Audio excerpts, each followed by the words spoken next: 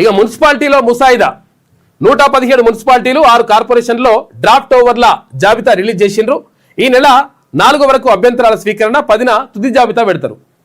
ఇక మున్సిపాలిటీలో 2690, కార్పొరేషన్లో 366 వార్డులు, ఇక 45 లక్షల మందికి పైగా ఓటర్లు, 23 లక్షల మంది మహిళలు, 22 లక్షల మంది పురుషులు ఉన్నారు.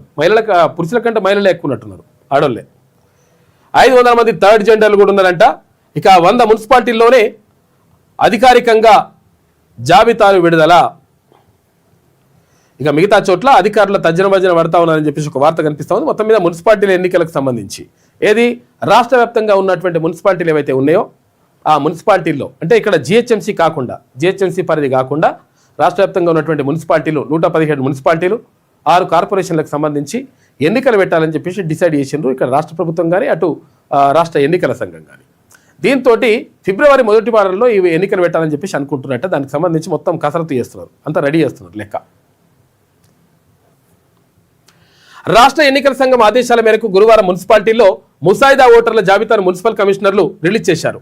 పాలక వర్గాల గడువు ముగిసిన 117 మున్సిపాలిటీలు 6 కార్పొరేషన్లకు గాను చాలా చోట్ల జాబితాలను అధికారికంగా విడుదల చేశారు. వాళ్ళంతా టీఈ పోల్లో రిపోర్ట్ అప్లోడ్ చేశారు. అయితే ఇంకొన్ని చోట్ల ఓటర్ల జాబితాను అధికారికంగా విడుదల చేయలేదు. రాత్రి 10 గంటల వరకు అందిన సమాచారం ప్రకారం రాష్ట్ర వ్యాప్తంగా 117 మున్సిపాలిటీలు 6 కార్పొరేషన్లో కలిపి 45 లక్షల మందికి పైగా ఓటర్లు ఉన్నట్లుగా ఎన్నికల ఆఫీసర్లు ప్రకటించారు. వీరిలో 23 లక్షల మంది మహిళలు, 22 లక్షల మంది పురుషులు, 500 మంది థర్డ్ జెండర్లు ఉన్నారని పేర్కొన్నారు. ఓటర్ల ముసాయిదా జాబితాపై ఈ నెల 4 వరకు అభ్యంతరాలు స్వీకరిస్తారట. 10న తుది జాబితా విడుదల చేయనున్నట్టుగా తెలుస్తా ఉంది. అప్పుడు ఆ లోపల ఏమనుంటే అభ్యంతరాలు ఉంటే చెప్పాలి.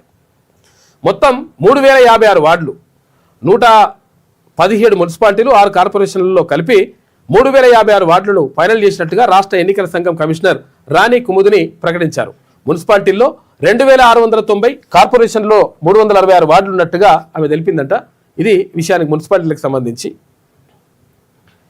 ఈ మున్సిపాలిటీలకు సంబంధించి తర్వాత ఏది ఇవన్నీ కూడా నడుస్తూ ఉన్నాయి. ఇక్కడ మున్సిపాలిటీల ఎన్నికలు నడుస్తాయని చెప్పేసి అంటున్నారు. ఆ తర్వాత ఎంపీటీసీ జెడ్పీటీసీ ఎన్నికలు అంటున్నారు. మొన్నటిదాకా సర్పంచ్ ఎన్నికలు అయిపోయినాయి, ఇప్పుడు ఎన్నికలు నడుస్తూ ఉన్నాయి. అయితే కాంగ్రెస్ పార్టీకి సంబంధించి ఏమని బలాలు ఉన్నాయని చెప్పేసి అనుకుంటుందంటే, అంటే మేము అసలు యాక్చువల్గా రుణమాఫీ చేసినాం, తర్వాత అది చేసినాం తర్వాత కాబట్టి మాకు మంచి జరుగుతున్నటువంటిది కాంగ్రెస్ పార్టీ. లేదు ప్రభుత్వం మీద ఉన్నటువంటి అదే ఏదైతే వ్యతిరేకత ఉన్నదో అది మాకు కలిసి వస్తుందని చెప్పేసి ఇక్కడ బీఆర్ఎస్ అంటా ఉంది.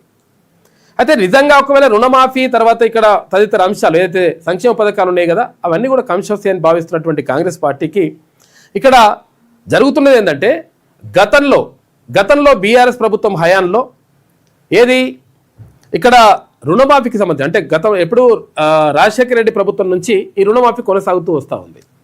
అయితే ఏమైంది, కొంతమంది లంగలు ఏం చేసిందంటే, కొంతమంది లంగా కొడుకులు ఇక్కడ రుణమాఫీకి రుణమాఫీ వస్తుందని చెప్పేసి తెలిసి తర్వాత ఈ పిఎస్సిఎస్లో తర్వాత ఇక్కడ సహకార వ్యవసాయ బ్యాంకులకు సంబంధించి వాళ్ళతోటి కుమ్మక్కైపోయి ఆ మేనేజర్లతోటి కుమ్మక్కైపోయి రకరకాలుగా మొత్తం కూడా అవకతవకలకు పాల్పడ్డారు. లేని భూములు ఉన్నట్లుగా, అంటే భూములు లేకున్నా కానీ ఆ సర్వే నెంబర్లు బై నెంబర్లు వేసి భూములు ఉన్నట్టుగా చూపించిండ్రు.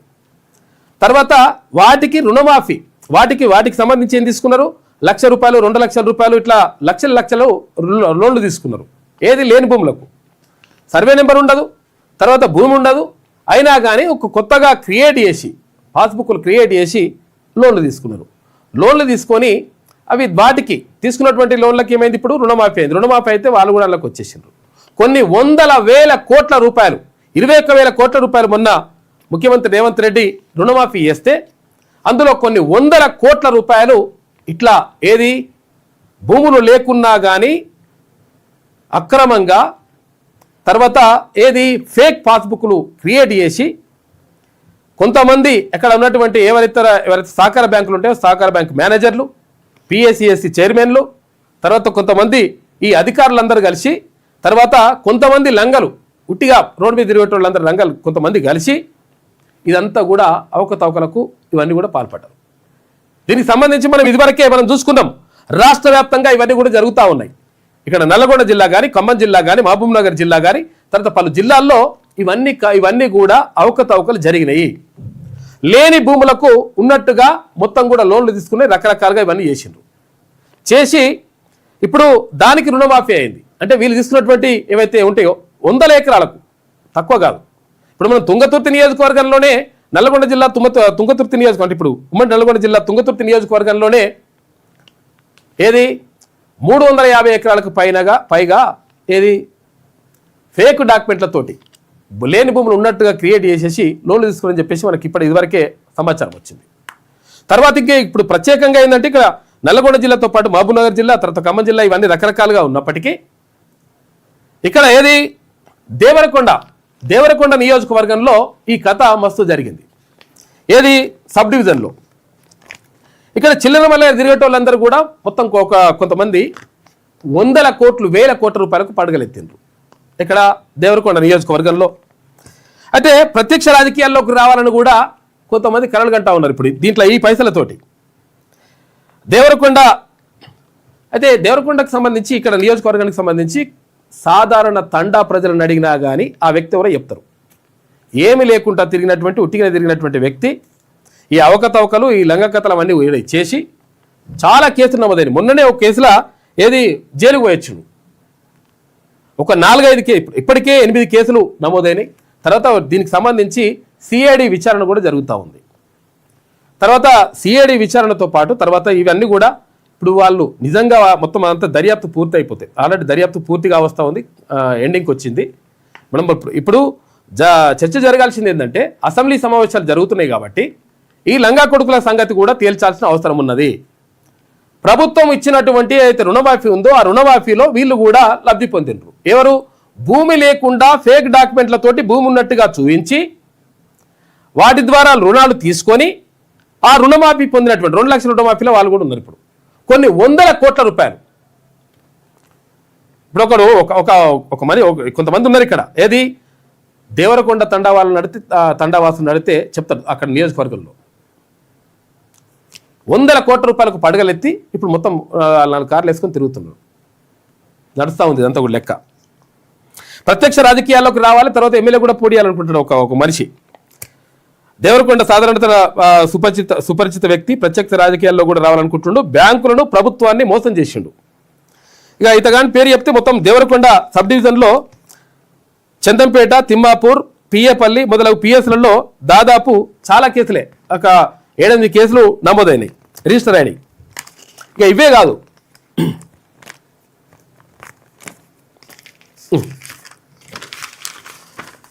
ఇక తర్వాత ఇప్పుడు ఏంటంటే ఇప్పుడు ఈ కేసులు నమోదైపోయిన తర్వాత లోకల్ పోలీసులు సరైనటువంటి విచారణ చేస్తలేరని చెప్పేసి దీనికి సంబంధించి ఏమైంది, ఈ కేసును అంటే అసలు యాక్చువల్గా వీళ్ళు లోకల్ పోలీసులు కొంతమంది ఇట్లా డబ్బులు తీసుకొని తర్వాత లేకపోతే మొత్తం కేసును పక్కదో పట్టిస్తున్న ఉద్దేశంతో ఈ కేసును సిఐడికి అప్పగించింది ప్రభుత్వం. సిఐడికి అప్పగిస్తే సిఐడి విచారణ జరిపింది. మొత్తం కూడా ఛార్జ్షీట్ అంతా కూడా రెడీ చేసిండ్రు. మొత్తం అంతా సెట్ అయిపోయింది లెక్క. ఇప్పుడు ఏది 100,000 కోట్లు, ఇప్పుడు ఎంత, ఇప్పుడు 1000 నుండి 1500 కోట్ల రూపాయల దాకా సంపాదించిండ్రు. 100 కోట్ల రూపాయల ఫ్రాడ్ జరిగింది. సిఐడి విచారణ మొత్తం పూర్తిగా వస్తుంది. అయితే రేపు మాపో ఛార్జ్షీట్ కూడా ఫైల్ చేస్తారు. ఫైల్ చేసేసి ఈ కథ అంతా కూడా తేలుస్తారు. అంటే ఇక్కడ బీఆర్ఎస్ పార్టీ నుంచి టికెట్ పొందాలని చెప్పేసి తన భార్యకు టికెట్ ఇప్పించాలని చెప్పేసి కూడా అనుకుంటున్నట్టు ఒక మనిషి అక్కడ ఇక్కడ ఏది బంజారా బిడ్డలకు క్లియర్గా తెలుసు ఇంకా ఎవరు ఆ వ్యక్తి, తర్వాత ఏం కథ. రోడ్డు మీద ఉట్టుంటి మీద తిరిగే వ్యక్తి మొత్తం ఇవన్నీ కూడా చేసి మొన్ననే ఒక కేసులో దేవరకొండకు సంబంధించినటువంటి కేసులకు అదనంగా ఏసీబీ సెక్షన్లతోటి ఛార్జ్షీట్ కూడా చేయబోతుంది. వీళ్ళ ఆస్తుల్ని కోర్టు ద్వారా అటాచ్ చేయొచ్చు. అసలు యాక్చువల్గా వీళ్ళ అన్ని ఆస్తులన్నింటినీ కూడా కోర్టు ద్వారా అటాచ్ చేసేందుకు మొత్తం కూడా సిఐడి మొత్తం పావులు కదుపుతూ ఉంది. దీనికి సంబంధించి ప్రభుత్వం కూడా దృష్టి పెట్టాల్సిన అవసరం ఉన్నది. దీంట్లో అధికార పార్టీ తర్వాత ప్రతిపక్ష పార్టీలకు సంబంధించినటువంటి నాయకులుగా చెలామణవుతున్న వారు, నాయకులుగా ఉన్నవాళ్ళు, తర్వాత రేపు ఎమ్మెల్యేగా పోటీ చేయాలనుకుంటున్నటువంటి వాళ్ళు కూడా ఇందులో ఉన్నారు. తన భార్యను ఆ అభ్యర్థిగా పెడదాం అనుకుంటున్నట్టు ఓ మనిషి. కాబట్టి ఇదంతా కూడా జరుగుతూ ఉంది. ఇది దేవరకొండ నియోజకవర్గంలో ఒక్క దగ్గరనే జరగలేదు. తర్వాత రాష్ట్ర వ్యాప్తంగా చాలా చోట్ల ఇవన్నీ కూడా జరిగినాయి. దానికి సంబంధించినటువంటి పూర్తి వివరాన్ని కూడా మేము తెప్పిస్తున్నాం. వీళ్ళతో పాటు వీళ్ళది పాపం బండి రోజు దగ్గరలోనే ఉంది. ఇక అక్రమంగా 1000 కోట్లకు పడగెత్తినటువంటి ఆ వ్యక్తి అందరూ కూడా యాక్చువల్ మీకు దేవరకొండ ప్రజలకు ఆల్రెడీ గుర్తయ్యే ఉంటుంది, అర్థమయ్యే ఉంటుంది లెక్క. ఎవరు చేసిండ్రు ఈ పిఎస్సిఎస్లకు సంబంధించి అక్రమ డాక్యుమెంట్లతోటి సృష్టించి ఎవరు చేసిండ్రు ఏం కథ అనేటువంటిది వాళ్ళకు లోకల్ వాళ్ళకి అందరికి తెలుసు. అది మొన్ననే దొంగ పాస్ పుస్తకం తయారు చేసి మహేశ్వరం దగ్గర ఉన్న, ఇప్పుడు ఇక్కడ రంగారెడ్డి జిల్లా మహేశ్వరం ఉంటుందిగా, మహేశ్వరం దగ్గర దొంగ పాస్బుక్ను క్రియేట్ చేసేసి మోసం చేసినటువంటి కేసులో మొన్ననే ఒక ఆ వ్యక్తి జైలుకు కూడా వెళ్ళేసిట్టుండు. 4 రోజులు జైలు ఉన్నాడు మనోడు. 1000 కోట్ల రూపాయలు సంపాదించినా ఇతని ధనదాహం తీరుస్తలేదు, ఇంకా ఇంకా ఇంకా కావాలని చెప్పేసి అన్ని మోసాలు దౌర్జన్యాలు ఇవన్నీ చేసుకుంటూ వస్తా ఉన్నాడు. తర్వాత ఇక్కడ ఏది గచ్చిబౌలి దగ్గర కానీ తర్వాత ఇంకా ఓ స్కూల్కు సంబంధించినటువంటి అంశంలో కానీ రకరకాలుగా కేసులు నమోదైపోయినాయి. అయితే మొత్తం కూడా అంత ఉచ్చు బిగిస్తూ ఉంది. అవనవాడు ఏమనుకున్నాడు, ఏం కాదులే అట్లా ఎట్లయితుంది గట్లయితుంది అని చెప్పేసి ఇట్లా డాన్బికాలు కొడుతున్నట్టుగా తెలుస్తూ ఉంది. అయితే ఏ విషయం ఏంటంటే ఇటువంటి దొంగలని మనం ఇంకా ప్రోత్సహిస్తే ఇటువంటి దొంగలు రేపు ప్రత్యక్ష రాజకీయాల్లోకి వచ్చి ప్రజలను శాసించే స్థాయికి వచ్చిండ్రనుకో ఇంకా దారుణాలు జరిగిపోతాయి. వందల వేల కోట్ల రూపాయలు కొల్లగొట్టినటువంటి వ్యక్తులు ఇప్పుడు ప్రజల్లో తిరుగుతున్నారు. తర్వాత రేపు ప్రత్యక్ష రాజకీయాల్లోకి కూడా వచ్చి ఇదంతా కూడా కథ చేయాలనుకుంటున్నారు. కాబట్టి దీనికి సంబంధించి ప్రభుత్వం సీరియస్గా తీసుకోవాల్సిన అవసరం ఉన్నది. ఈ పిఎస్సిఎస్సిలో జరిగినటువంటి అక్రమాలేంది, తర్వాత అక్కడ యాక్చువల్గా దొంగ పాస్బుక్లతోటి ఏది లోన్లు తీసుకొని ఈ రుణమాఫీని కూడా పొందినటువంటి వ్యక్తులు ఎవరు, తర్వాత దానికి సంబంధించి ఏ మేనేజర్లు దానికి సంబంధించి సహకరించారు, దీంట్లో ఉన్నటువంటి వ్యక్తులు ఎవరు, వాళ్ళకి సంబంధించి ఒకరికి సంబంధించి దేవరకొండ నియోజకవర్గానికి సంబంధించి మాత్రం ఒక వ్యక్తిని క్లియర్గా ఇక్కడ సిఐడి మొత్తం కూడా ఉచ్చు బిగిస్తూ ఉంది. మాకు వచ్చినటువంటి సమాచారం మేరకు 100% లోపలేయడమే కాదు, తర్వాత అటాచ్ అంటే ఇక్కడ ఆస్తులన్నీ కూడా అటాచ్ చేయాలి. అంటే ఇటువంటి వాళ్ళ ఆస్తులు అటాచ్ చేయడం ద్వారా ఏమవుతుందంటే ప్రజలకు ఒక మంచి సందేశాన్ని ఇచ్చినట్టు అవుతుంది.